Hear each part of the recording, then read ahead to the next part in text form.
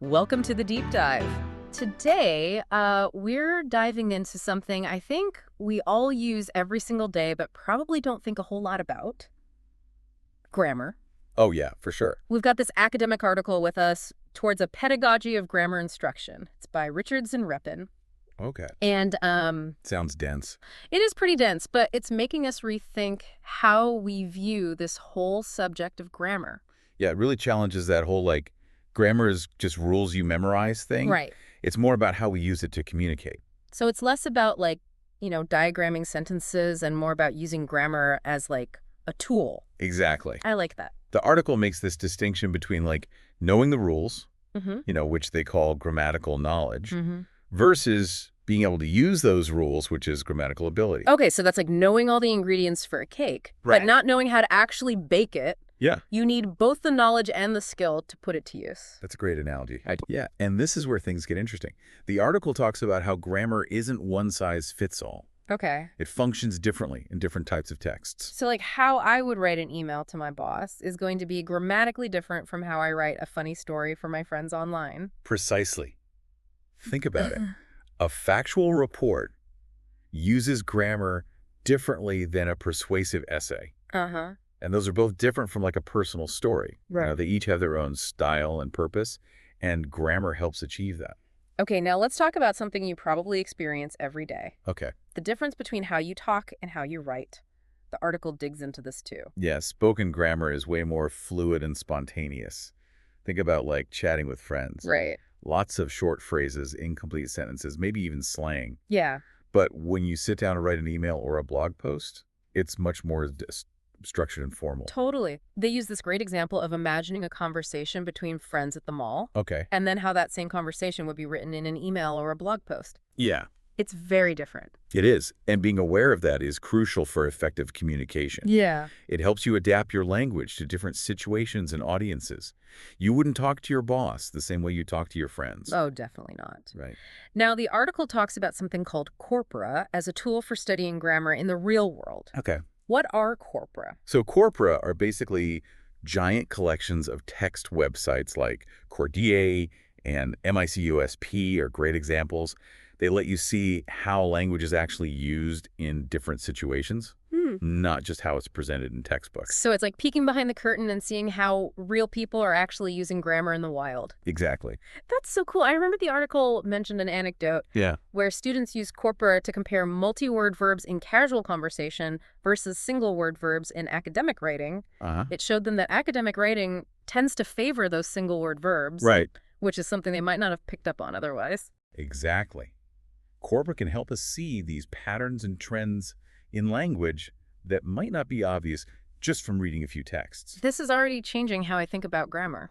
I know, me too. It's not just about following rules, it's about using language as this tool to communicate effectively. And that's the point Richards and Repin are making.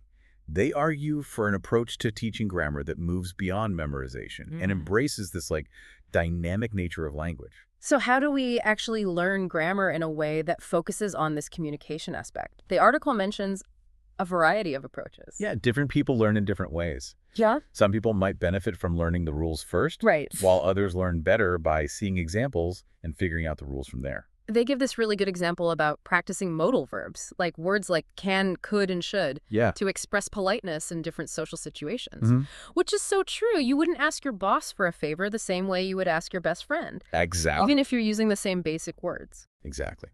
And the article emphasizes practicing grammar in ways that are meaningful and relevant to your life. So instead of just drills, you might role-play different situations or analyze real-world conversations. So by practicing these phrases in context, you can actually get better at navigating those tricky social situations. It's like having a grammar cheat sheet for real life. I like that. The article also talks about stretched output. What does that mean? Stretched output basically means pushing yourself to use new grammar structures, even if it feels uncomfortable. So stepping outside your comfort zone with grammar. Exactly. Yeah. And that's where the real learning happens. When you're challenged, you have to think more deeply about how it works. It helps you restructure your knowledge. So it's like taking that grammar knowledge and turning it into real-world skill. Exactly. The article mentions activities like dictogloss, where you reconstruct a text from memory, or tasks where you elaborate on a simple sentence. These force you to think critically about how grammar contributes to the meaning. Okay, that makes sense. Now, this leads to another interesting point the article brings up, the connection between grammar and vocabulary. Yeah, It argues that these two aspects of language are intertwined. absolutely. Think of it this way. Learning chunks or phrases can help you understand both the meaning and the grammar at the same time. So instead of learning might as a standalone modal verb, you might learn it as part of the phrase, it might take a while. Exactly. Or you might learn the adjective plus infinitive structure through a phrase like, he isn't easy to talk to. By learning these chunks, you internalize the grammar more naturally. It's like learning the moves to a dance instead of just the individual step. That's a great analogy. You get a feel for the flow and rhythm of the language. And it highlights how learning grammar can be more engaging and intuitive when it's connected to real language use. Yeah, the article also emphasizes integrating grammar with all four language skills, reading, writing, listening, and speaking. Right. It's about seeing grammar as an integral part of language use, not just isolated rules. Absolutely. You don't use grammar in a vacuum. Right. We use it when we communicate. Right. Whether we're writing an email or reading an article or listening to a podcast or having a conversation. They give some interesting examples of how to do this. Yeah. For example, in a reading class, a teacher might ask comprehension questions that focus on grammatical choices the author made.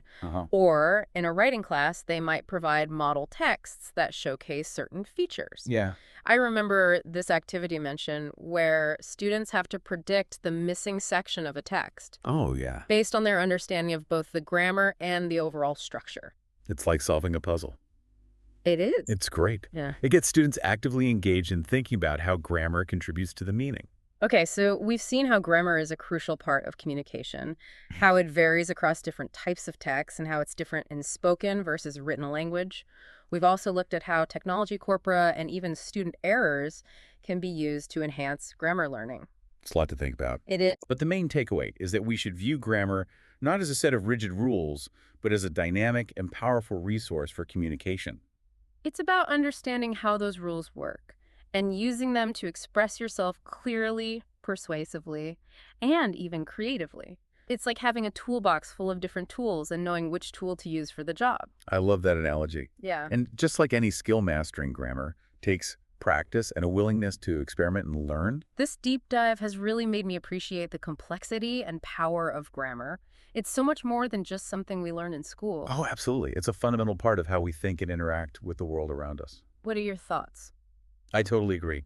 This has been really insightful, and it's challenged me to rethink my own approach to grammar. What really stood out to me was this emphasis on the connection between grammar and communication. It's not enough to just know the rules. We need to understand how those rules are applied in real-world context. So true. It's about going beyond the what of grammar and delving into the why and the how. Exactly.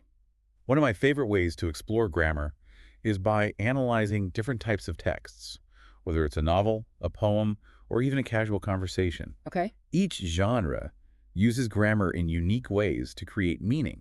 Right. And by observing these choices, we gain a deeper appreciation for the versatility of grammar. It's like being a language detective, uncovering the secrets of how grammar shapes meaning and creates different effects. I love that analogy.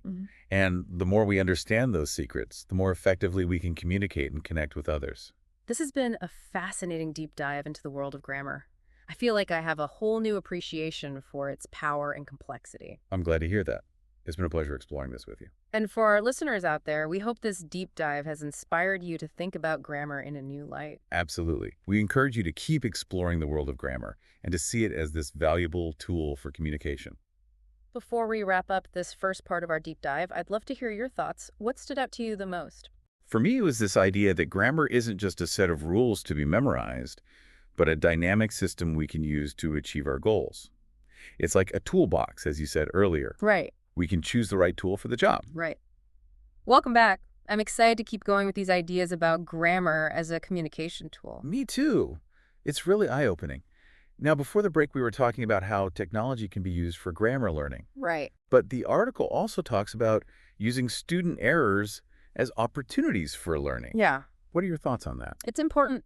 Too often we just see errors as like negative. Right, something to avoid at all costs. Exactly. But actually, errors are valuable data. They can tell us where someone is struggling and what support they might need. So instead of just like marking something wrong, teachers can use those errors to help their students. Exactly. The article gives this great example of a class struggling with the difference between result of and result in. Okay. The teacher noticed this pattern of errors and made an activity to help them. It's like a detective using clues to solve a mystery. Yeah. By paying attention to those errors, teachers can really help students improve. Absolutely.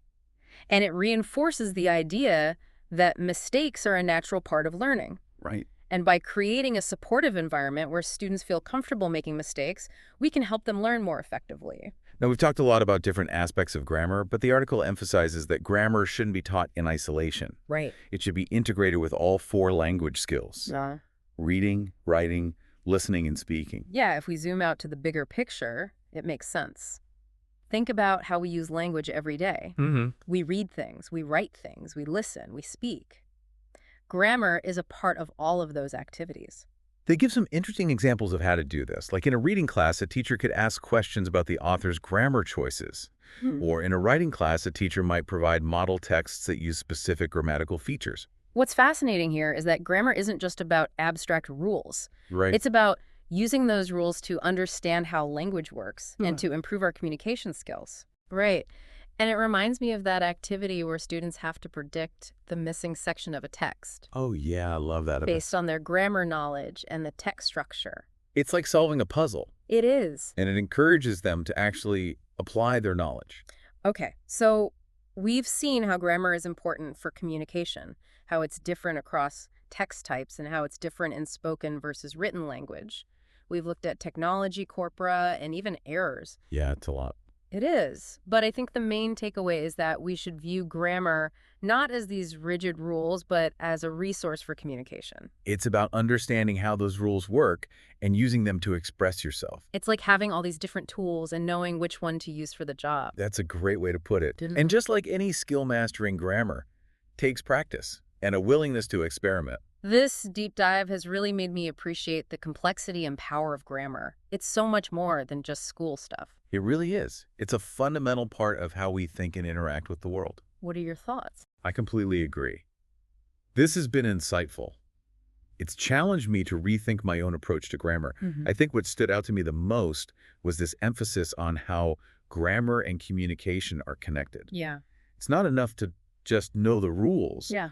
We need to understand how they're used in the real world. So true. It's about going beyond just the what of grammar and looking at the why and the how. Exactly.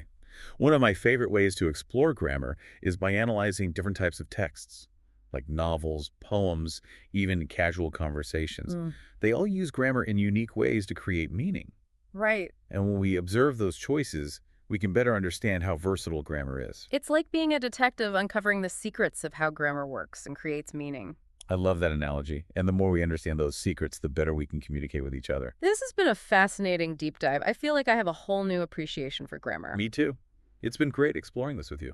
And to everyone listening, we hope this has inspired you to think about grammar in a new way. We encourage you to keep exploring and see grammar as this valuable communication tool. Before we wrap up this part of our deep dive, what stood out to you the most? For me, it was this idea that grammar isn't just rules, but a dynamic system that we can use. It's like a toolbox we can choose the right tool for the job. Yeah, it really is like having the right tool for the job, and it makes you realize that you have a lot more control over your communication than you might think. Absolutely. And one thing I find really helpful is analyzing language from different types of media. Like, how do writers and speakers use grammar to create certain effects? Yeah. In novels or movies or song lyrics, even everyday conversations. It can be really interesting. It's almost like training your ear to hear the nuances of language. Exactly. Like a musician learning to appreciate Deuce's styles. I love that. And reading is important, too. The more you read, the more you see all these different ways that grammar can be used. Absolutely. It's like expanding your vocabulary, but for grammar. You start to see all these new techniques and structures. Which you can then use in your own writing and speaking. Exactly. And yet, something else that's helpful is paying attention to how you use language yourself. Oh, that's a good one. Notice how you phrase things, how you structure your sentences. It can really help develop your awareness of grammar. I like that. It's a form of self-reflection. It is, and it can be really eye-opening. I think the key takeaway here is that learning grammar doesn't have to be boring. Right. It can be a fun process of discovery. It can. It's about embracing the challenge and seeing grammar as this opportunity to improve your communication. This has been a really insightful deep dive. We've covered so much about grammar as a communicative resource, from spoken versus written grammar to technology and corporate. But I think the most important thing is that we've challenged this idea of grammar as just rules. We have, and we've seen it as a dynamic tool for communication. Absolutely. It's been so great diving deep with you. Likewise. And to everyone listening, we hope you've enjoyed this exploration of grammar. We hope it's sparked your curiosity. We encourage you to keep exploring the world of language and to see grammar as your ally in communication. And as always, we'd love to hear from you.